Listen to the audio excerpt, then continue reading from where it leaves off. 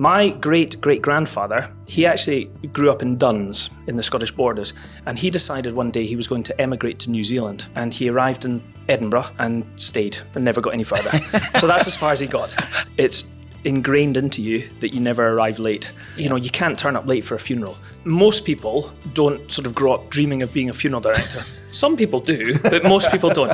Again, my wife hates this question when it comes up and someone says, oh, so what do you do for a living? They either want to know everything about it and tell me everything, or they never want to speak to you again.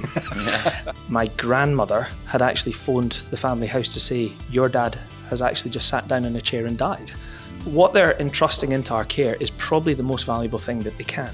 It's their loved one. When people ask me what is the job of a funeral director, I've often tried to explain it and liken it a little bit like a wedding planner. However, we have a lot less time to do this. My dad effectively caught a member of staff stealing from the business. Oh, don't worry about it, our hearses never break down. And then I thought, no, don't say that to him, don't say that. We had been told that up to half the world's population could be watching this. I could like sort of just use my elbow and sort of smash the glass and get in. So, did we get to the Queen? Why not? If you have been enjoying listening to the stories of entrepreneurs across Edinburgh, then why not subscribe? If you're on YouTube, you can hit the red button down below and hit the bell to get notifications. Or if you're listening on Spotify or Apple, then subscribe to the podcast. We hope you enjoy the show. Tim, thanks so much for joining us today. Thank you. So tell us about your business. What is it? Give us some context. Okay, so I have funeral directors. So it's a long-established family business. I'm the fifth generation to be running the business. So it's been going for quite a long time. It's called William Purves Funeral Directors. Based really here in Edinburgh, and that's where we started off, and that's where it sort of has grown from. We now have just under 30 branches though, which range really in and around Edinburgh. So in places like Dalkeith and Pennycook and Peebles, and you know, in just towns outside Edinburgh as well as Edinburgh itself. But we are a little bit further afield as well. We have a few in the Scottish borders. We have some in the northeast of England, just north of Newcastle. We have some in the Dundee and St Andrews area. And then further north as well, we have one in Inverurie and one in Elgin, which is quite far north. Fantastic. And so, fifth generation family business. Let's go back to the start. Like, how did you end up in it? What, you know, was that the plan? Sure. Well, listen, I'll tell you a really interesting story about how the business started, just very briefly. Yeah. So my great-great-grandfather, he actually grew up in Duns in the Scottish borders, and he decided one day he was going to emigrate to New Zealand. And he arrived in Edinburgh and stayed and never got any further. So that's as far as he got. And he was a cabinet maker. And often in those days, the cabinet maker would then be asked to make a coffin for people. And so before long, he was making more coffins and less cabinets. And so effectively, that's how we started as a business.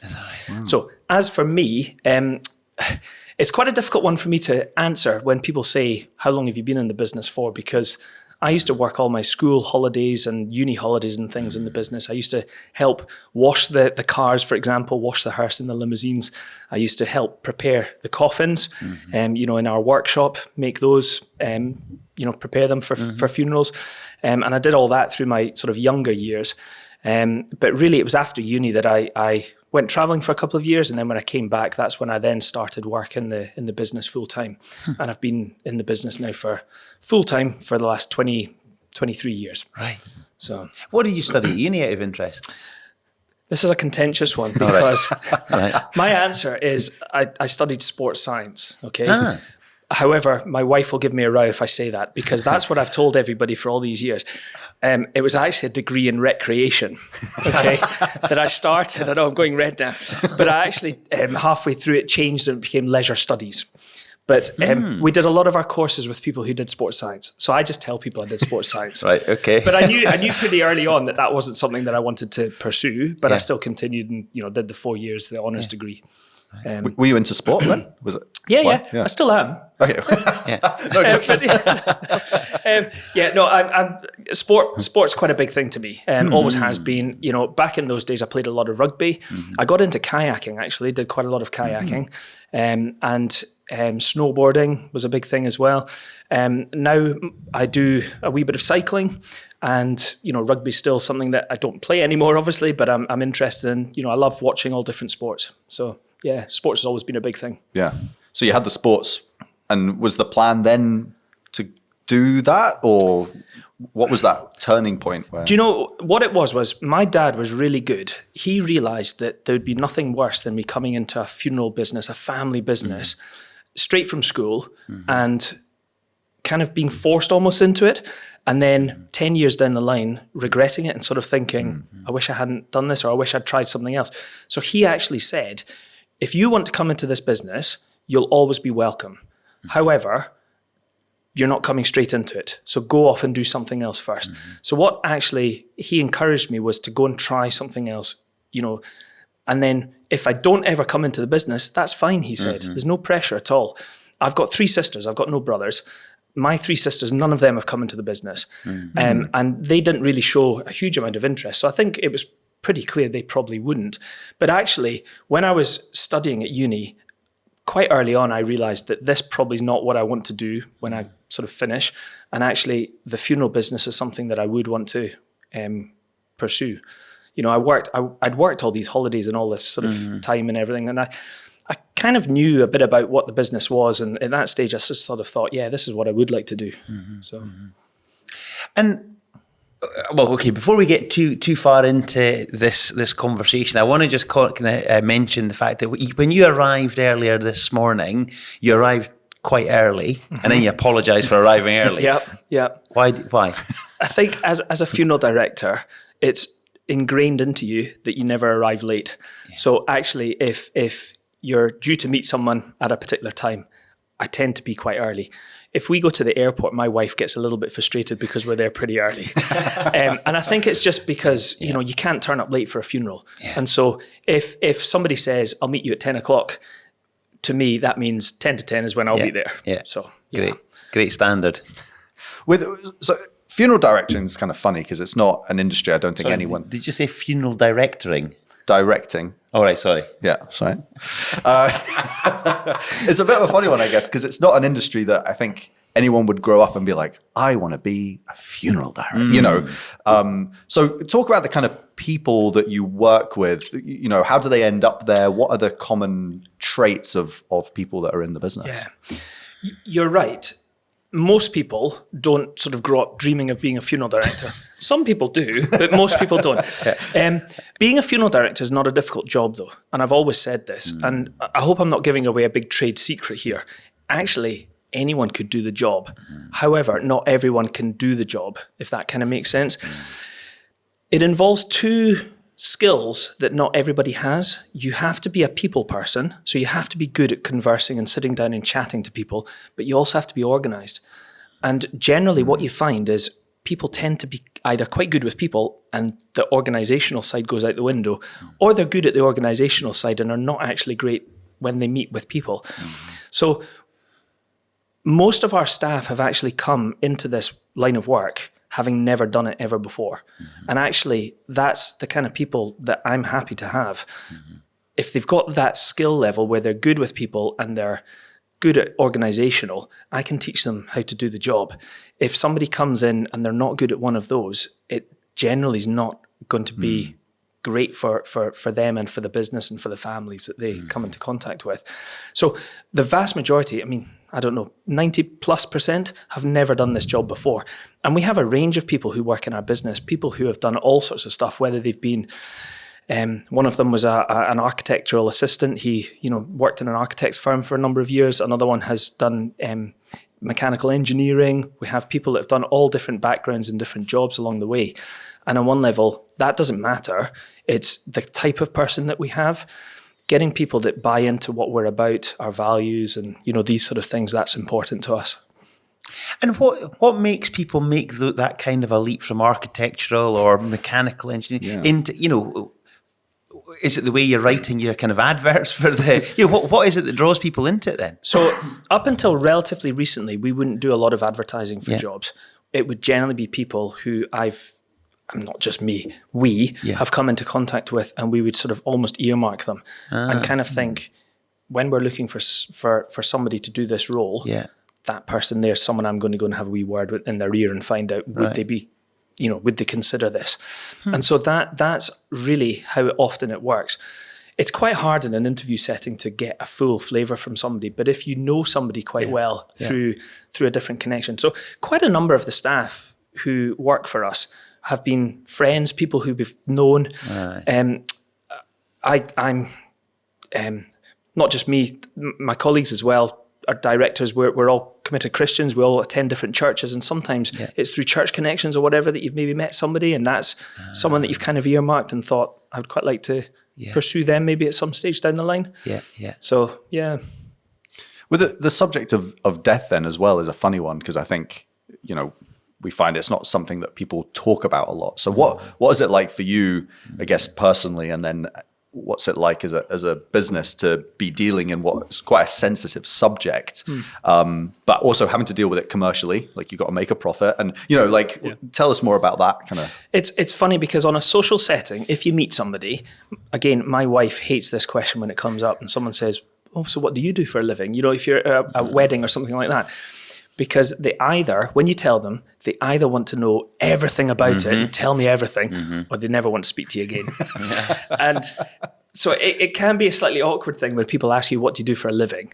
What was your question again? I guess it's just, how do you find then dealing with people with talking about death, talking about...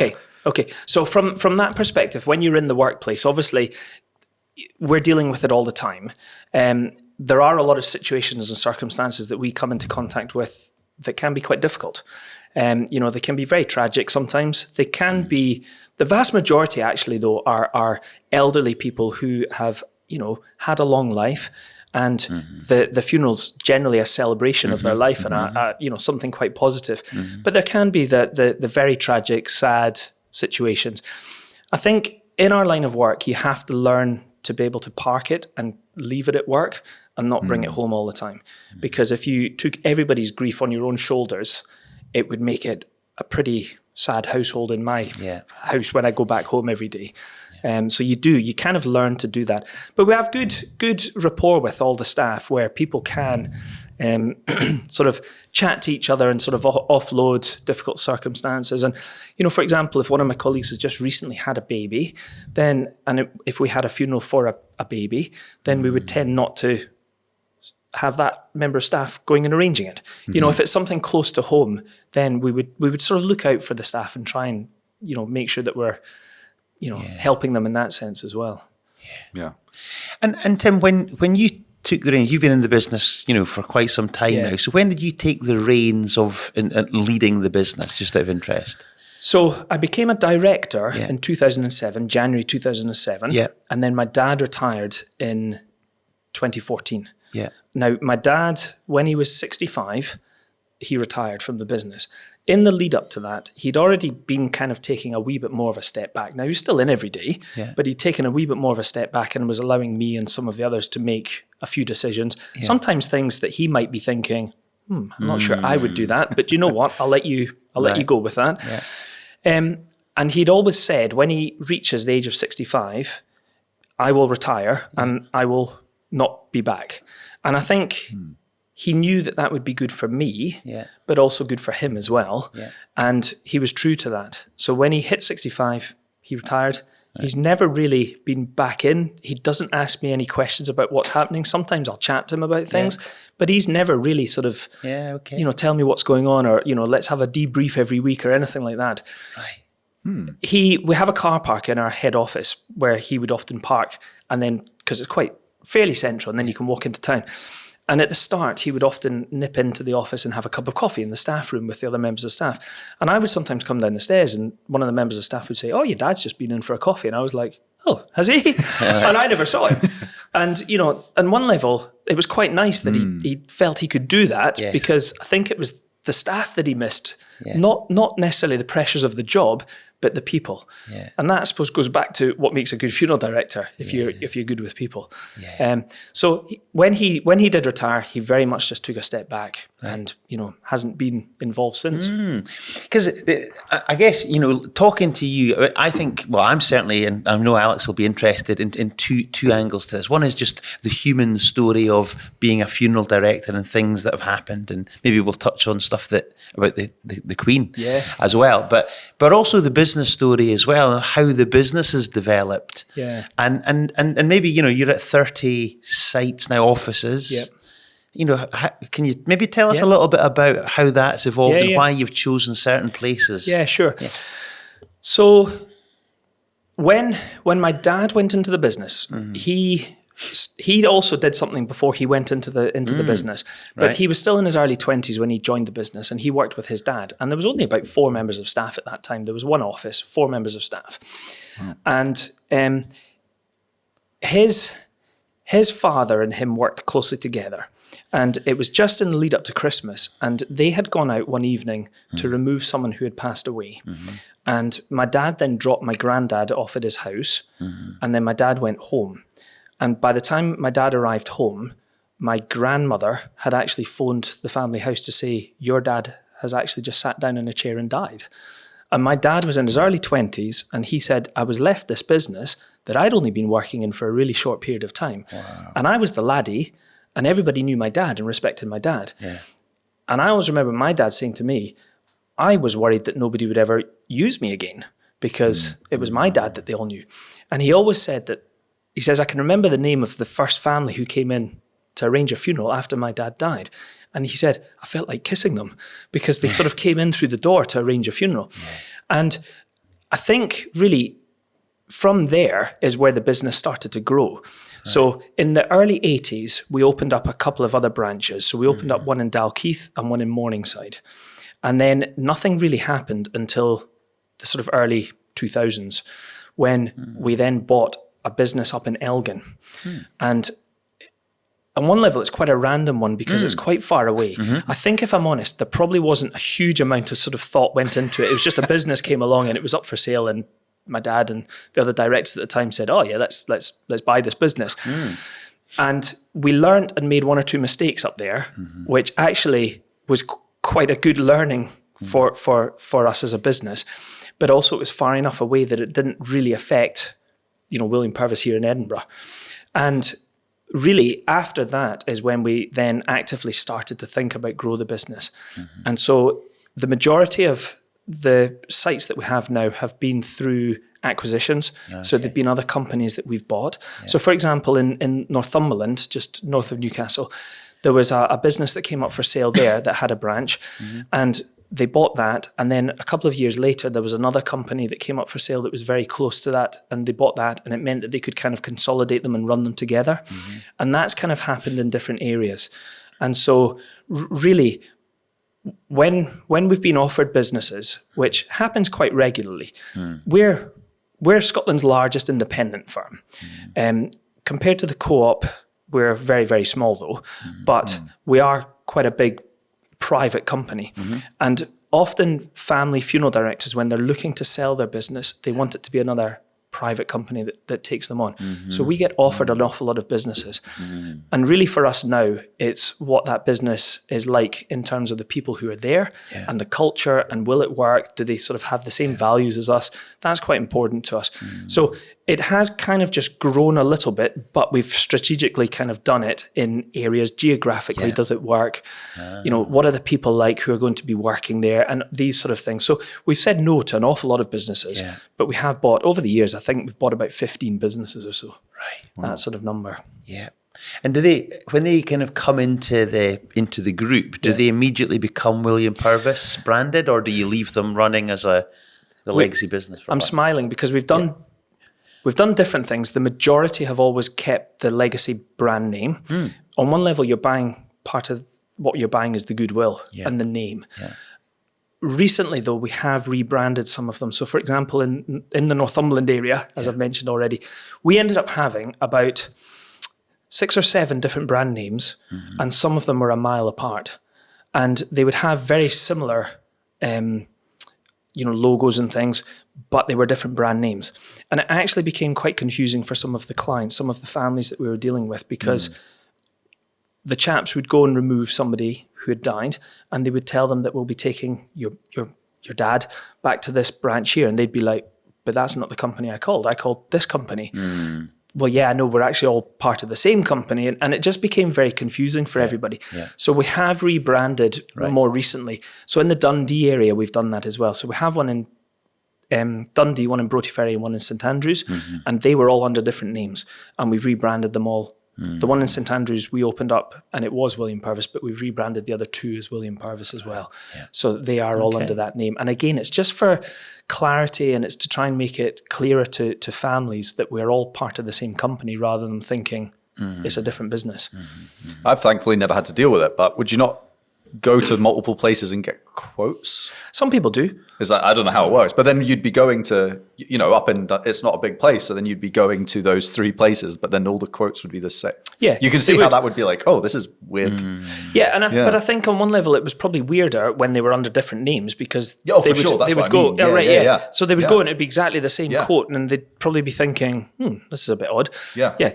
So, like the invoice is exactly the same, or everything's the same, and you're like, but the logo's different. You'd be like, "Whoa, this is strange." So just for clarity, and I think so much of our job is people entrust their loved one into our care.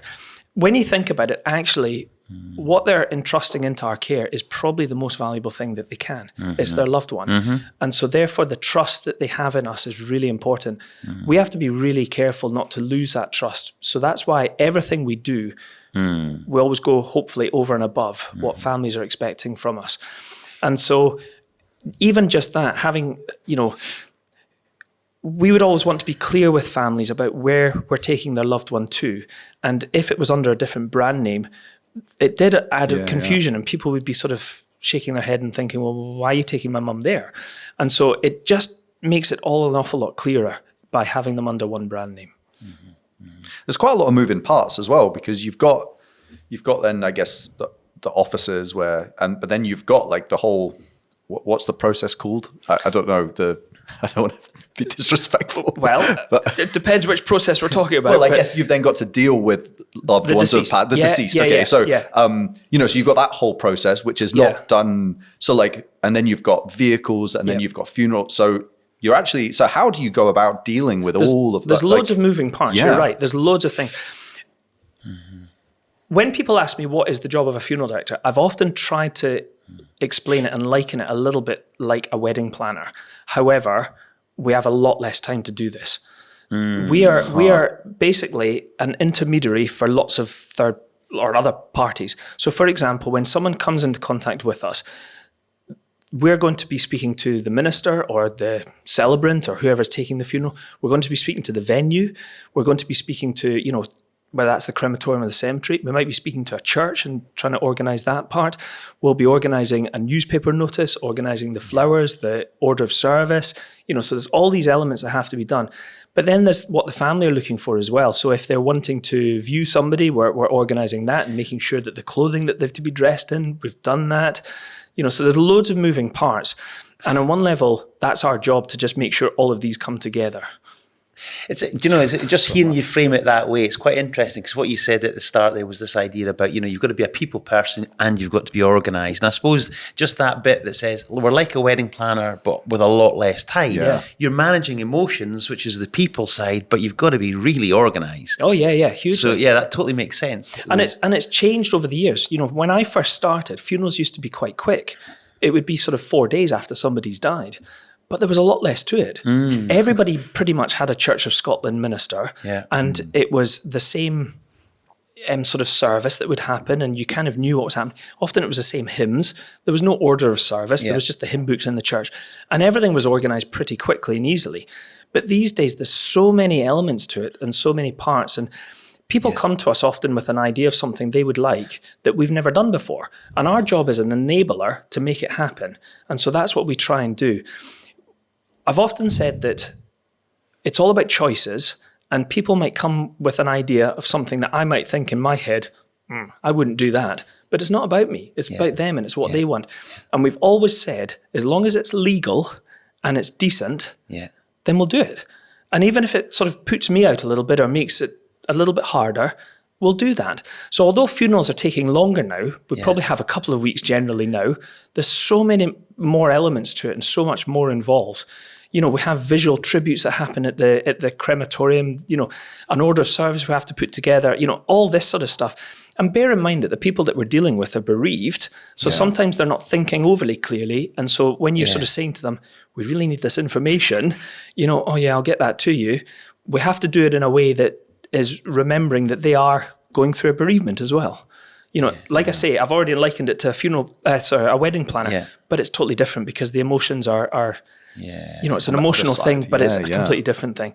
And on one level, it is completely different to everything else because we really only get one opportunity to get this right. You could argue with a wedding, it's the same, but people can't get married again, I suppose. But you cannot do the funeral again. If something goes wrong, everybody will remember that. And so our job is to make sure that that doesn't happen.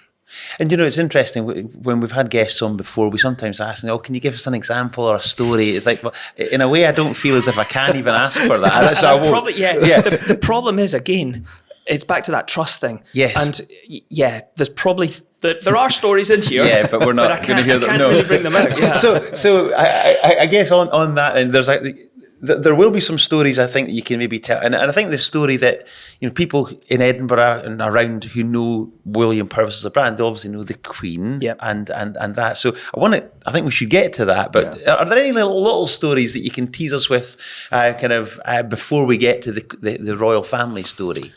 Yeah, I mean, obviously, lots of things have given you learnings as you go along. I mean, I do remember a situation a number of years ago where my dad effectively caught a member of staff stealing from the business. And, you know, how you deal with things like that is really difficult. Now, obviously, so much of our job is about trust and people entrusting someone to us that we can't have that at all. Yeah. And so I always remember my dad having to get rid of that member of staff and how difficult that was because we were like a family. You know, it was a small business in those days.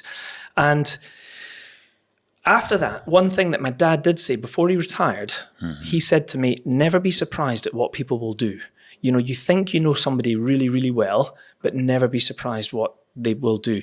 And that has actually come true in a couple of occasions, maybe stories that I'll not share just now, but things that have happened in the business that you do sometimes think, oh, that really surprises me and I wasn't expecting that at all from that person. But, you know, it does kind of set you up knowing, you know, it was a good bit of advice on one level. Yeah. And again, without probing on that, is that then led to those people maybe having to leave the business as a consequence, right? Yeah. Some of them have, absolutely. Yeah. Because we've spoken before, you have quite an emphasis on your values, right? Do you want to share a little bit about that? So a number of years ago, we asked a group of staff, we kind of locked them in a room together from all different areas in the business and locked them in this room and said, you guys come up with what you think our values are, what we stand for as a company. And they came up with, with 4 values, which are compassion, dedication, integrity, and respect. Now, what was really interesting, though, is that these words, sometimes for that group of people that were locked up in the room, meant different things. So, for example, they might be talking about compassion. And to some of them, it was all about compassion to the families, you know, the clients. But to other members of staff, they were like, no, I'm thinking about compassion amongst us as staff and how we deal with each other. And so what they did was they came up with a wee strapline ahead of it, which said, to everyone in everything, compassion, dedication, integrity, and respect. So it's not just about how we deal with the clients, it's how we deal with each other within the business as well. You know, we talk about respect. If a family want to organise a viewing and it's on Sunday afternoon and the member of staff says, yeah, no problem at all, I'll set that up for you. And then they turn to their colleague who's on call that weekend and say, I've made a viewing on Sunday afternoon that you'll have to do. Sorry about that. One of the questions we'd be asking, okay, you've got respect for that family, but what about your colleague here? Yeah. You know, now if the family, it has to be on Sunday afternoon, we will do that. There's absolutely no problem with that. But did you ask them, could they have come in on Monday morning? You know, and sometimes the answer is, I kind of forgot to ask them that. Well, just think about your colleagues as well. Yes, we're thinking about the clients, but let's just think about how we interact with each other as well. And so That was a number of years ago, and we do try and play a big part on those. We talk about how we'll hire people on our values, we'll fire them on our values. Generally, we don't ever get to that. Generally, people themselves realise pretty quickly, my values maybe don't quite match up with this, and so they end up leaving. But we would, if people weren't living these values, we would certainly be pulling them up on that. Yeah. And how many people are in? Across 30 branches. We've got 115 staff now. Yeah. So going back to those days when I talked about my dad, there was 4 of them. Yeah. And now there's 115. So it's grown considerably. Yeah. Yeah. Impressive. And so, did we get to the Queen? Why not? How did this all kind of come about? Because you didn't just get a phone call, did you? No. To say People often ask me that. They say, how did that happen? Did you just receive a phone call and, yeah, we'll help out? It wasn't like that at all. We have obviously been involved in this for many, many years. This does not just happen on the day. There are lots of meetings that happen, lots of rehearsals, all sorts of things. So over the years, I've been involved. I've had to go down to Buckingham Palace for meetings. We have meetings at Holyrood Palace. I've had meetings with the police. I've had meetings with the army where we've rehearsed with the bearer party. And all of this has happened over many years. It was ramping up a little bit as we got, closer. Like the meetings were happening more and more. And, so for example, the army, they would often move around every 6 months. So you would rehearse with a bearer party and then 6 months later they're away and you'd have another bearer party that you'd have to meet up with and rehearse and everything with them. So it happened a lot. But I hope that it showed at the time when Her Majesty died, that the rehearsals all just meant that everybody knew what they were doing. Prior to the funeral, I had a big sort of guide as to what was to happen in different scenarios. So should Her Majesty die in a different country, there was a scenario for that. Should she die in London, there's a scenario for that. Should she die in Scotland, there's a scenario for that. But even different locations. But it went down to a level of detail. So for example, at Balmoral, we knew what drain pipe the hearse was to reverse up to and park at. It was that level of detail. Wow. So we knew exactly where we were to be and what was to happen and, all these sort of things. Wow. And obviously it was like a major thing. I remember standing on the Royal Mile, watching Her Majesty come down. Sorry, I didn't wave. I didn't notice you at the time. But yeah, it was quite busy, wasn't it? Yeah. And there were also snipers up, weren't there? It was. First time I've ever seen that in Edinburgh. Yeah. I mean, it was a phenomenal experience.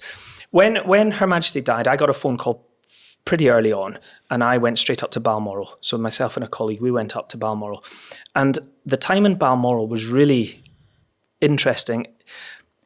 People often ask me, were you really nervous? And I wasn't. And actually, I think a lot of it was because of that time in Balmoral, because we were within a police cordoned area. There was no press. There was no members of the public.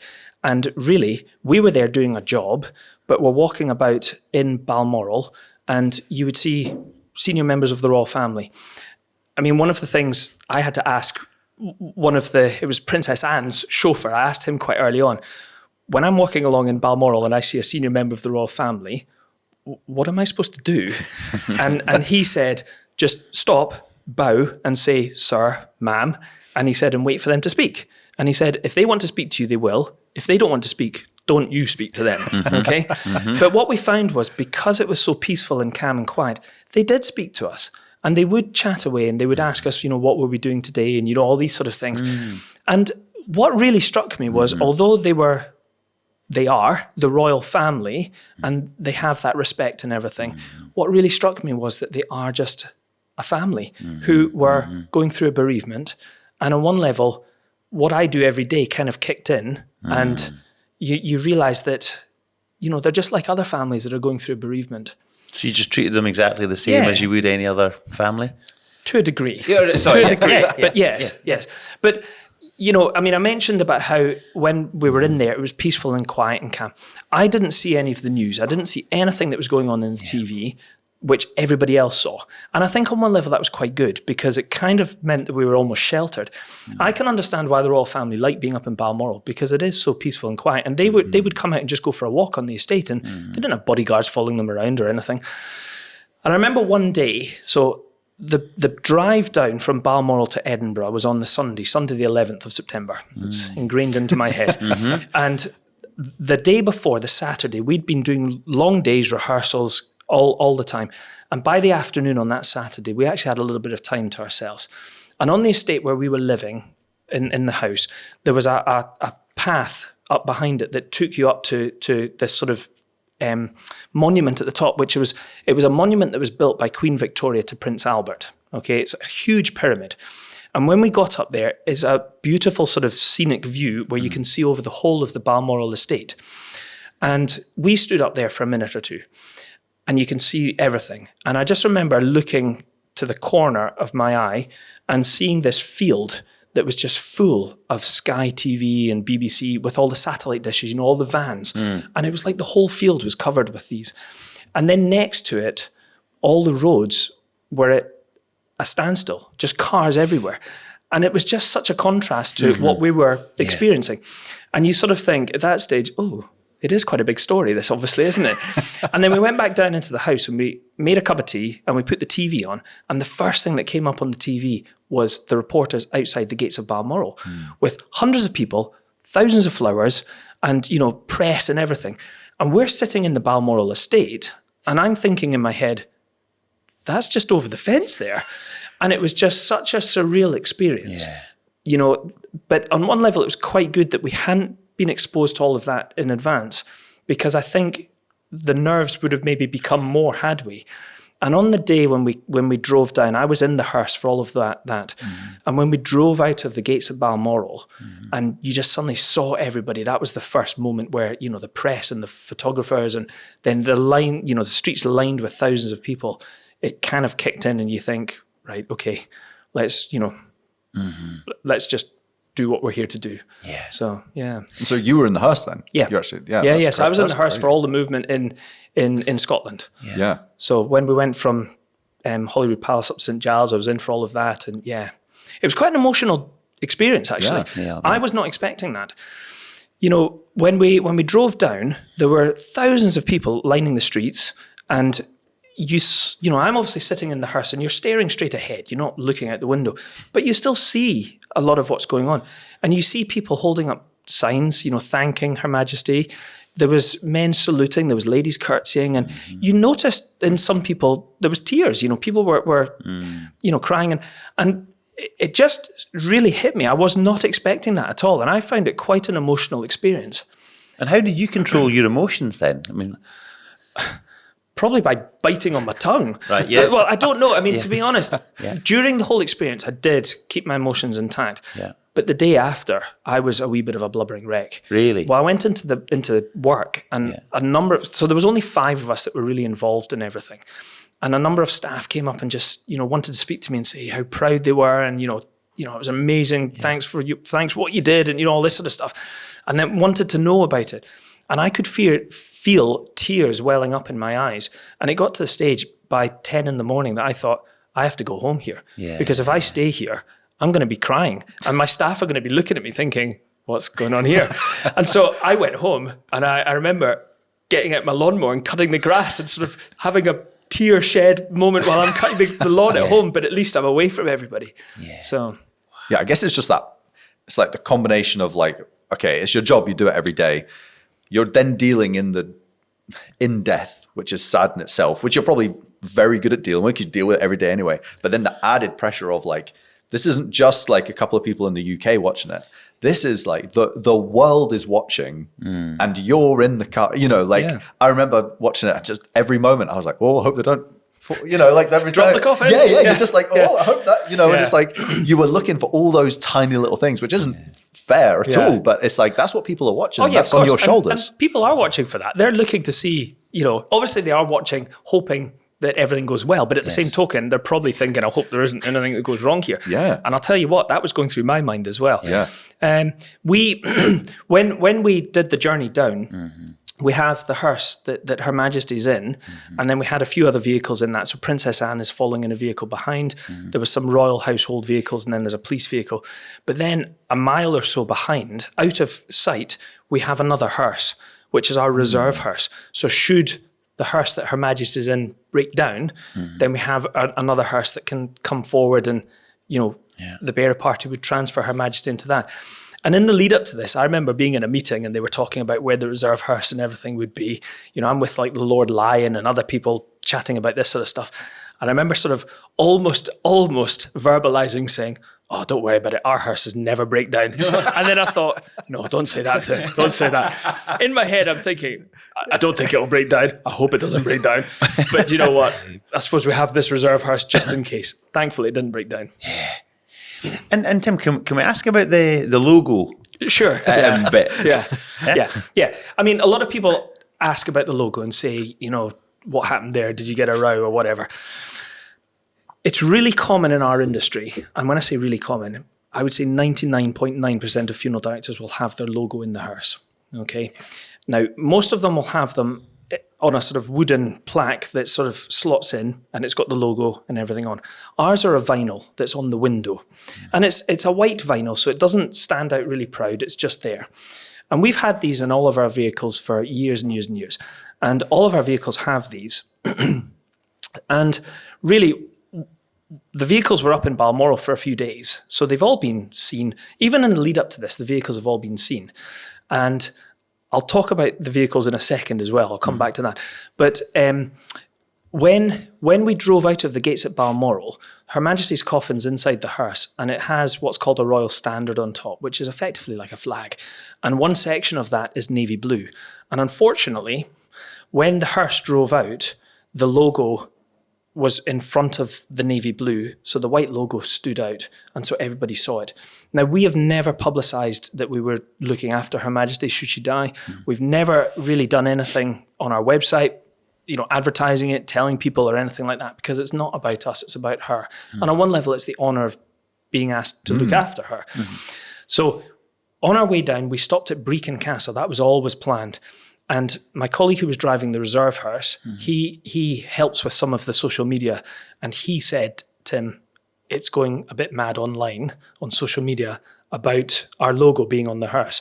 And so we at that stage made the decision that we'll just remove the logo because it's not about us. And on one level, that was why we did that. Yeah. What I was going to say about the vehicles is a lot of people will know, if you know our company, our vehicles are a sort of grey silver colour. And that's what we're known for. They're different to most other funeral directors. But for Her Majesty, the vehicles had to be black. And so this always kept me awake a little bit at night. What we did was we actually took 2 of our vehicles from the fleet, moved them out of the fleet, and we wrapped them in black. So they're silver vehicles underneath, but they're wrapped in black.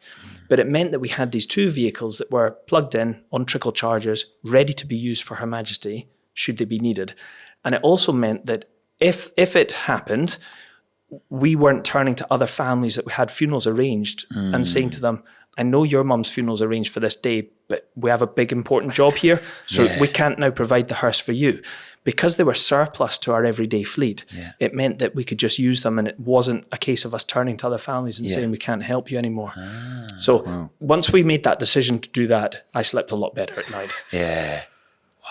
Yeah, I mean, you can't cancel, can you? No, you can't. You can't. But at the same token, we've agreed with the royal household that we will help them out. And so, like I say, that was always something at the back of my mind. If we don't have these vehicles, what are we going to do? And so when we made that decision, which was a few years ago, it really did sort of put my mind at ease and thought, yeah, that's fine now. Because these are not vehicles that we're using every day. Yeah. There's just one thing you told me as well about when you pulled up at St. Giles and you were sat in the car and you had this sudden thought all the way up the Royal Mile. Yeah. Tell us about that. Well, it was so when we left Holyrood Palace, we're making our way up to St. Giles Cathedral. So on the day we came down from Balmoral, we went to Holyrood Palace, and Her Majesty was taken in there for the family really to have their time with Her Majesty. And then the next day, we left Holyrood and went up to St. Giles Cathedral, and that's where Her Majesty was going to lie in state, where members of the public could pay their respects. And when we left, we were going up. Now, it's not a long drive up, but we had the archers, who are a sort of a group of men who they sort of have a symbolic feature in Scottish society. And we also had the bearer party that lined the stood at the side of the hearse, and they marched us up at a funeral march. And they took us up. So we were going at a slow pace, which meant that actually there was quite a long time in that hearse, sort of over half an hour. And it was pure silent as well. We're going up the Royal Mile and people were really close. Thousands and thousands and thousands of people. And all I could hear was the footsteps of the bearer party and the archers as we were making our way up. And it's funny because your head sometimes goes to funny places at moments like that. And as we were making our way up, my head started to say to me, what are you going to do if we arrive at St. Giles Cathedral? My job was to go to the boot of the hearse, the tailgate, and open that for the bearer party to then come forward to bring Her Majesty out. What are you going to do if you go and try and open it and it won't open? Okay. And of course, I'm at that stage, you start to think, oh, what will I do? And we had been told that up to half the world's population could be watching this. So, there's quite a lot of people here, okay? And so my head started to go to this place where it thought, right, I know that there's a release catch inside. If it doesn't open, I've got this great idea. There's a release catch inside that would allow me to open it, mechanically. Oh, but hang on. The way to access that is you have to clamber in past the coffin, down the side of it to the back to release it. And so I'm thinking in my head, oh, I could do that, but that's not going to look good, is it? And then I'm thinking, the other option I could do is I could sort of just use my elbow and sort of smash the glass and get in. And then I'm thinking, hang on, which of the two would be better? Because of course at this stage, everyone's going to be looking at me thinking, come on then. And so my head was going to this place and I'm sitting in the back. And of course, that's the only time I got nervous, when I'm thinking, I really hope this tailgate opens. Now, let me just say, it's never not opened, but somehow your brain sometimes goes to these sort of thoughts. So when we arrived there and I went to open it, of course, I had that heart in the mouth moment, but I opened it and it all just opened perfectly. And at that stage, I was like, But, it's funny, isn't it? How, in a moment like that, you can panic yourself. Yep. And when you look back, you think, why were you panicking yourself? What's that all about? Yeah. But yeah. So, was it Clive Woodward, the English rugby coach? He talks about thinking correctly under pressure, teacup moments. And it's those kind of things. Your brain can hijack. What will be fine. Happen. Yeah. Oh my word! But that's a pressure moment. You always go to the worst case scenarios, though, don't you? As well, you always think, if this doesn't happen, what will I do? And in the whole experience of looking after Her Majesty, that was the only time I had any thought like that. It wasn't great because it was about half an hour while we're going up there, and I kept thinking. I had a colleague in the back of the hearse with me, and I nearly leaned across to him and said, if the tailgate doesn't open, what do you think we should do? And then I thought, no, don't even go there. Don't even go there. So tell me, when the shift is over on that day and you get back home. Yeah. I know you said the day after was a tear. What did you do when you went home? Well, let me tell you first of all. So when we left, we then left St. Giles the next day and went out to Edinburgh Airport. Yeah. And when we got to Edinburgh Airport, the bearer party took the coffin, Her Majesty, into the aeroplane, and then we had to park up at the side. Now, after the aeroplane left, we had to wait for another half hour in case it had difficulty in the air and had to come back and land, because obviously we couldn't have Her Majesty come back to Edinburgh Airport and everyone's away home. So we had to wait until eventually we were told we could leave. Right. Interestingly, I've mentioned that we had a reserve hearse that was following behind us. At the airport, they had a reserve C-17 airplane. So a C-17 plane is a massive thing with a drop-down tailgate. It's like what you see in the war movies where they're all lined up on the benches and they'd all run out the back and sort of parachute off. Yeah. They had a reserve one on another runway in case this one didn't work. But also we got told in the air above Newcastle, they also had another one as well. So that if on the way it came into difficulty and had to land in a different airport, they had another one that would join them. So I was kind of thinking, well, my reserve hearse, I think it's not going to break down. They must have been slightly more nervous by the fact they had two reserve aeroplanes. But when we left Edinburgh Airport, we were then heading back to our garage and we went onto the Edinburgh bypass. And this is another emotional experience for me. We're in the hearse and we're going along the bypass. Her Majesty's left and we're driving along. And this car just drew up beside us in the fast lane. And this lady in the passenger seat just leaned across and just went like this and gave me a round of applause and sort of big thumbs up. And honestly, that really struck me. I was sort of, at that stage, I was like welling up and I'm thinking, oh my goodness. So that night when I went home, obviously I hadn't had a lot of contact with my family in all these days. When we got back into Edinburgh, I was at home those nights. But, you know, your mind is just on everything that's going on. So that night when I got back home, I did have a wee glass of red wine. And you know, obviously my wife was interested and my children were interested to find out a bit more about it. But at that stage, it didn't really hit me until the next day. Wow. So Wow, that's crazy. Yeah. Tim, we ask everyone, what is your guiding principle in business? So I think I mentioned earlier that I am a Christian. I go to a local church here in Edinburgh. My Christian faith means quite a lot to me. And I suppose really that is my guiding principle. You know, how I live my life, I try to live it according to the biblical standards that are set for us. And really that's how I try to live my life. So, you know, treating people in the way that we should, you know, I've talked so much about our business. It's all about trust. You know, everything that we do, we try to do things, or I try to do things in the way that they should be. If a family are entrusting us with their loved one and they hand in clothing that they're to be dressed in and nobody's going to be viewing them, the easy thing would be just to lie the clothes inside the coffin and not worry about it. But that's not the right thing. The right thing is to dress the deceased in the clothing that the family are expecting them to be dressed in. And so that's what we do. We do that every time. We prepare people as if they're going to be viewed, whether they're being viewed or not. And I think that really comes from my Christian faith. You know, just doing what is right and treating others as you would want them to treat you, and, you know, living by the standard that, you know, Jesus Christ has set for us in our lives as well. So that is probably how I would answer that. Yeah, amazing. Tim, thank you so much for coming, sharing your story, a little bit about the business, and good luck in the future. Thanks very much. Thanks for having me. Brilliant.